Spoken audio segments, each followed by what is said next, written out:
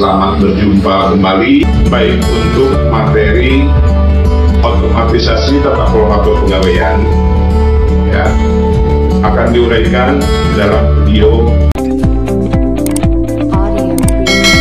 Assalamualaikum warahmatullahi wabarakatuh. Selamat berjumpa kembali dalam mata pelajaran otomatisasi tata kelola kepegawaian. Baik, untuk saat ini kita akan membahas kompetensi dasar 3.2 memahami regulasi kepegawaian, 4.2 melakukan klasifikasi regulasi kepegawaian. Kemudian tujuan pembelajaran. Setelah mengikuti pembelajaran dengan metode diskusi kelompok, peserta didik mampu menjelaskan pengertian regulasi secara benar dengan percaya diri.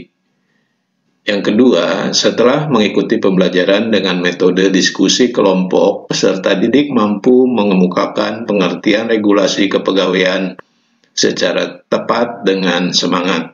Ketiga, setelah mengikuti pembelajaran dengan metode diskusi kelompok, peserta didik mampu mengidentifikasi macam-macam regulasi kepegawaian secara benar dengan percaya diri.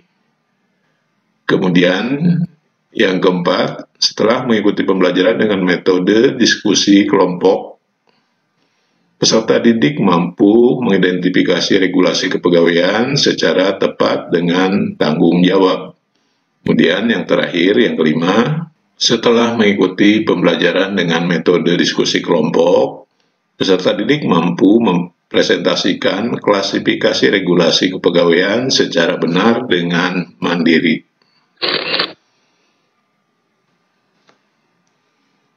Kemudian peta konsep untuk saat ini, yaitu regulasi kepegawaian dibagi menjadi dua. Pengertian regulasi kepegawaian, kemudian turunannya pengertian humas dan sejarah perkembangan humas. Kemudian yang kedua, peraturan ketenagakerjaan. Kemudian turunannya atau ke bawahnya, internal public relation atau hubungan publik internal. Kemudian yang kedua, external public relation atau hubungan publik eksternal. Kemudian pengertian regulasi kepegawaian. Secara luas, regulasi dapat diartikan suatu cara yang diterapkan atau digunakan dengan tujuan mengendalikan masyarakat dengan menggunakan suatu sistem tertentu. Akan tetapi, istilah regulasi ini dapat pula mempunyai pengertian yang luas tergantung bidang ilmu yang sedang dikaji.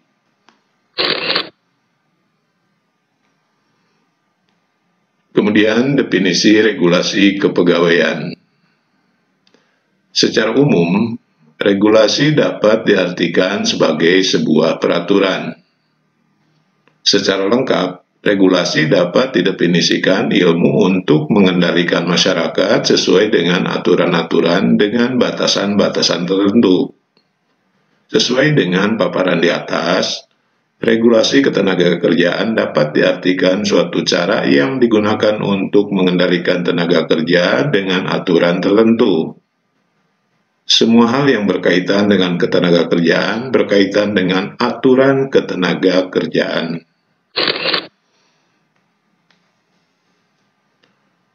Peraturan pemerintah tentang ketenagakerjaan mengacu pada Undang-Undang Dasar 1945.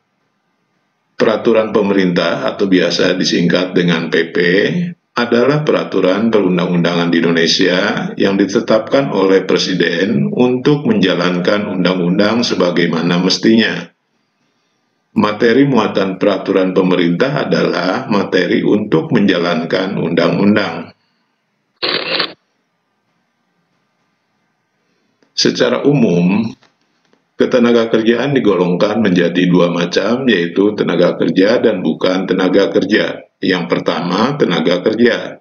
Sesuai dengan Undang-Undang Nomor 13 Tahun 2013, pengertian tenaga kerja adalah orang yang dapat melakukan pekerjaan untuk menghasilkan jasa maupun barang dengan tujuan untuk memenuhi kebutuhan hidup bagi dirinya sendiri maupun kebutuhan masyarakat.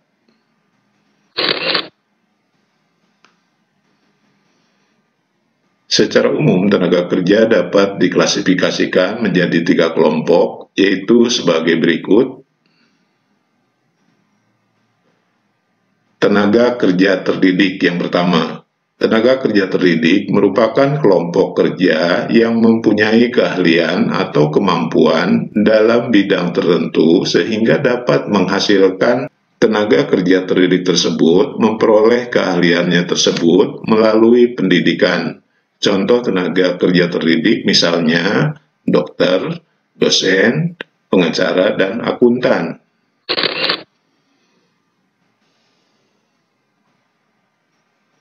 Dua, tenaga kerja terlatih. Tenaga kerja terlatih adalah suatu kelompok tenaga kerja yang mempunyai keahlian dalam bidang tertentu. Perbedaannya dengan tenaga kerja terlatih adalah tenaga kerja terlatih ini memperoleh keahlian melalui pelatihan dan pengalaman.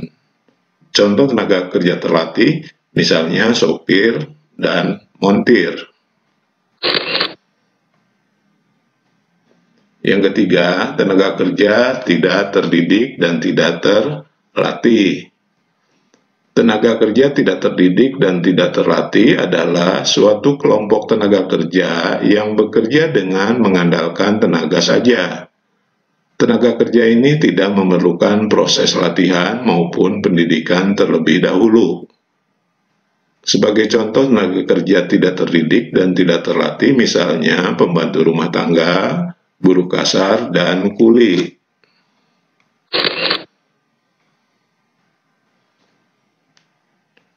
Yang B, angkatan kerja. Angkatan kerja atau juga dikenal dengan istilah labor force merupakan kelompok kerja dengan usia produktif, yaitu di antara 15 sampai 64 tahun. Angkatan kerja terbagi menjadi 2, yaitu baik yang sudah bekerja maupun yang sedang mencari pekerjaan.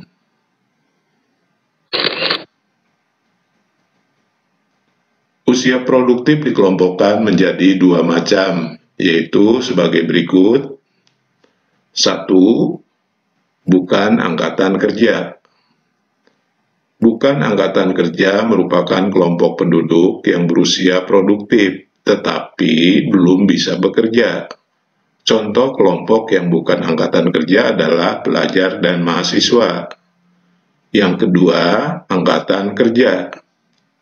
Angkatan kerja merupakan kelompok penduduk yang berusia produktif dan sudah bekerja ataupun yang sedang mencari pekerjaan. Kemudian yang C atau ketiga, kesempatan kerja. Pengertian kesempatan kerja adalah suatu permintaan terhadap tenaga kerja. Kesempatan kerja menggambarkan suatu kondisi di mana adanya lowongan kerja yang dapat diisi oleh calon-calon tenaga kerja atau pencari kerja.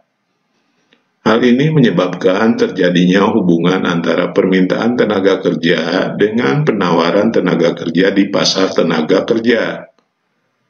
Jumlah penduduk di Indonesia yang banyak menyebabkan terjadinya kelebihan tenaga kerja sehingga terjadi ketimpangan antara pencari kerja dengan lowongan kerja yang ada.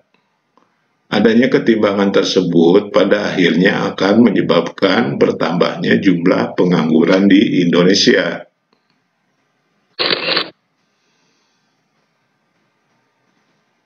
Kemudian yang D atau yang keempat, pekerja.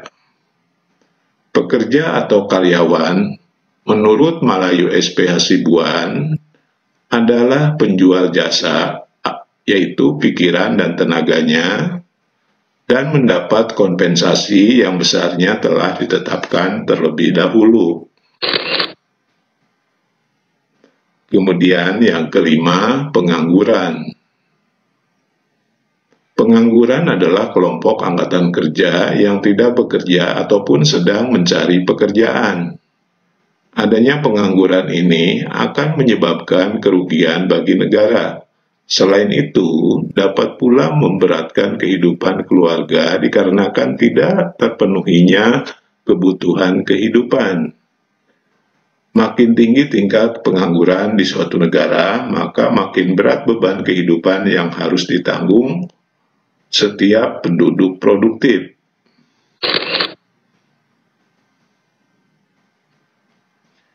Di dalam ilmu ekonomi, pengangguran ada beberapa jenis, antara lain sebagai berikut. Yang pertama, pengangguran siklis adalah pengangguran yang disebabkan oleh merosotnya perekonomian oleh resesi ekonomi suatu negara.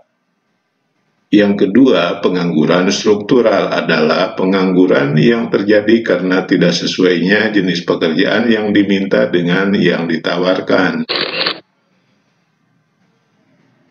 Yang ketiga, pengangguran musiman adalah pengangguran yang terjadi karena pergantian musim. Biasanya terjadi di daerah pertanian. Yang keempat, pengangguran teknologi adalah pengangguran yang disebabkan oleh adanya modernisasi dalam berproduksi. Yang kelima, pengangguran friksional adalah pengangguran yang disebabkan karena adanya pergeseran antara permintaan dan penawaran tenaga kerja.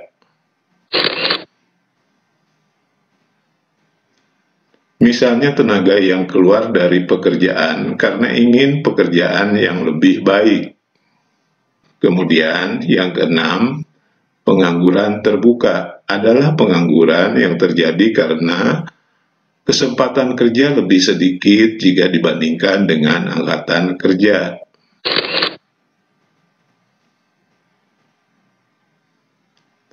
Angka pengangguran yang terjadi di suatu negara dapat dihitung dengan menggunakan rumus, yaitu sebagai berikut.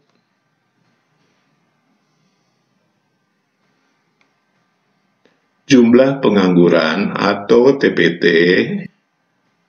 adalah jumlah pengangguran dibagi jumlah angkatan kerja dikali 100%. Itulah materi untuk kali ini. Semoga bermanfaat. Terima kasih. Wassalamualaikum warahmatullahi wabarakatuh.